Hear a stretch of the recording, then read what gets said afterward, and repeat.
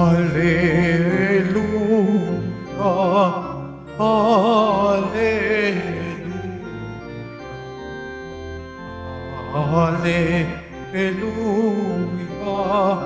Hallelujah.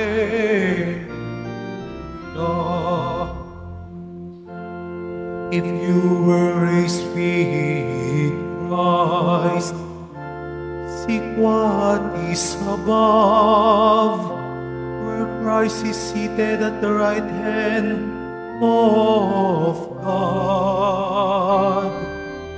Hallelujah, Hallelujah,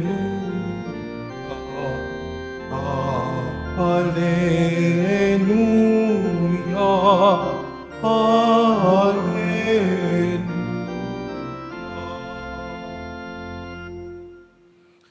The Lord be with you. And with your spirit. A reading from the Holy Gospel according to John. Glory to you, O Lord. Jesus said to his disciples, "If the world hates you, realize that it hated me first. If you belong to the world would love its own. But because you do not belong to the world, and I have chosen you out of the world hates you. Remember the word I spoke to you. No slave is greater than his master. If they persecuted me, they will also persecute you. If they kept my word, they will also keep yours. And they will do all these things to you on account of my name, because they do not know the one who sent me."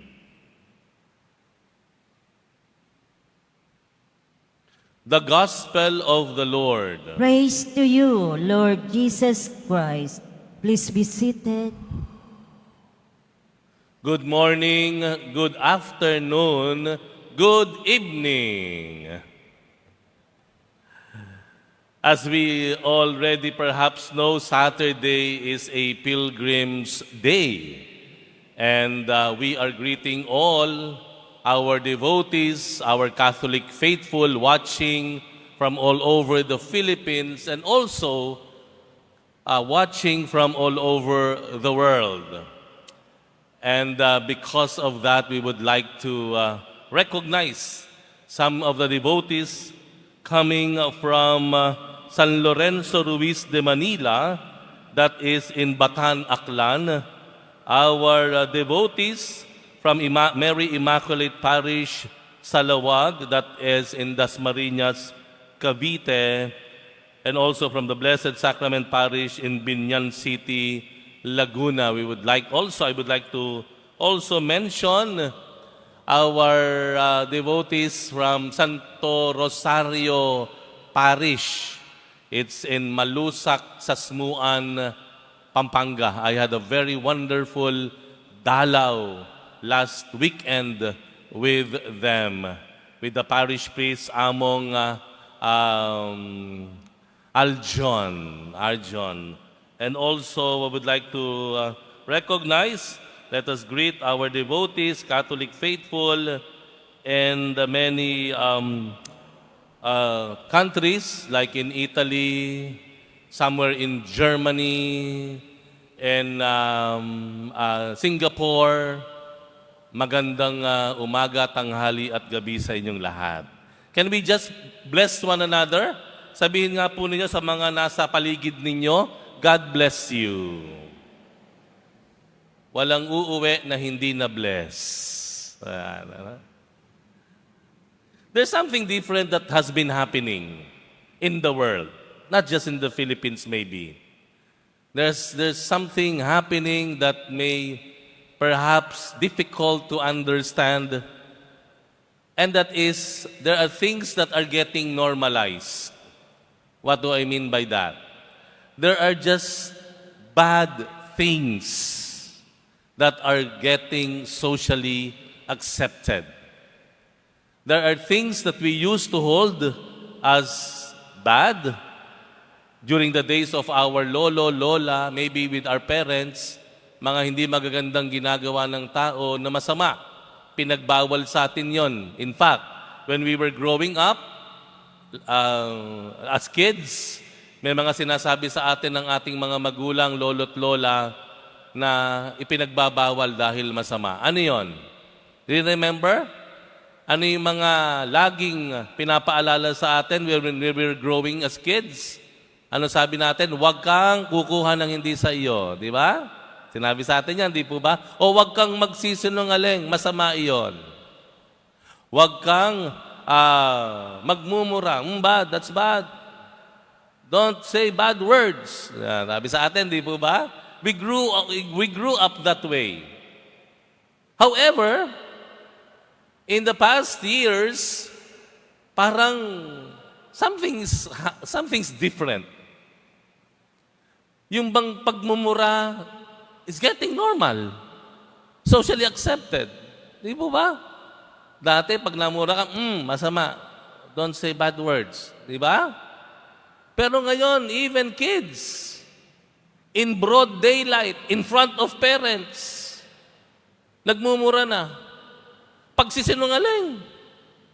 It's very easy to do now. Minsan nga kapag hindi ka nagsisinungaling, ikaw pa ang masama. And then of course, yung pagnanakaw. Ngayon, ang tanong, hindi yung magnanakaw ka ba o hindi. Kukuha ka ba o hindi. Kukupit ka ba o hindi. Hindi na yun ang ganun tanong ngayon. Ang tanong ngayon, magkano ang kukunin mo? Magkano ang nanakawin mo? Magkano ang kukupitin mo? Because yung pagnanakaw has become too normal. It has become socially accepted. Pagnanakaw, pagsisinungaling, people are doing that in broad daylight. Dato nahihiya pa tayo. Ngayon, hindi na. Harap-harapan na. Even pananakit. Harap-harapan na. Di po ba? Now we are in a dilemma. We are in a dilemma. Bakit? Dahil sinasabi ng Poong Jesus Nazareno, maging tapat ka, magmahal ka, gumalang ka. Di po ba? Sinasabi ng ating Panginoong Jesus, huwag kang magnanakaw. Huwag kang sasali sa mga usapan na nakapaninira sa iba. That's our dilemma. Here you are trying to be faithful to the Lord, trying to please God, trying to follow the Lord, our Poong Jesus Nazareno, and yet you are in the middle of a society that accepts bad words, lies, and even yung pagnanakaw. Kaya hindi po nakagugulat, marami sa atin, tayo pa yung napapasama kapag tapat ka. Kapag nagsasabi ng totoo, ikaw pa maalangan. Sasama ang tingin ng mga kasama mo sa opisina. Ikaw na hindi nagsasalita ng hindi maganda, ikaw pa yung mapapasama. Ang daming itatag sa'yo, holy-holy ka dyan. Meron ka ring bahong tinatago. Ganon, ano? Talagang ikaw naman, mahihirapan ka. Lord, paano ba to? Nagpapakabait na ako. Bakit ang hirap-hirap magpakabait? Lord, bakit ba ganito? Bakit po ganito? Dati naman hindi ako ganito eh. Hindi nila ako ginaganito. Pero ngayong hindi na ako sumasama sa pagnanakaw, pagpangungupit, hindi na ako sumasama sa sistema nilang masama, ako pa yung nasisira. Ako pa yung inaalimura. Nangyayari po ba yan? Nangyayari po ba yan sa inyo? Nangyayari ba yan sa mga kasamahan natin o kakilala natin? Ang tanong, ano gagawin mo? Ano gagawin mo kung ikaw ay nagpapakabuti, nagpapakatapat, at hindi ka sumasang-ayon sa takbo ng mundo na nagbabago? Ano gagawin mo? Ha? Sasama ka na lang? If you don't beat them, join them. Pare-pareho na lang tayong magnakaw. Pare-pareho na lang tayong manira. Ganun po ba? Let's go to the gospel. When the Lord says in the gospel, if the world hates you, realize that it hated me first. Kung ikaw ay inaalimura ng mundo, pakatandaan mo, ako muna ang inalimura nila. Kung ayaw sa iyo ng mundo, ng mga kasamahan mo, kung ikaw ay napapasama sa ginagawa mong kabutihan, pakipaalala sa iyong sarili, ako muna ang dumanas noon. Having said that, what then should we do? What else? Accept it. Tanggapin mo. Talagang ganon. Kailangan ipaglaban mo si Lord. Hindi mo susukuan si Lord.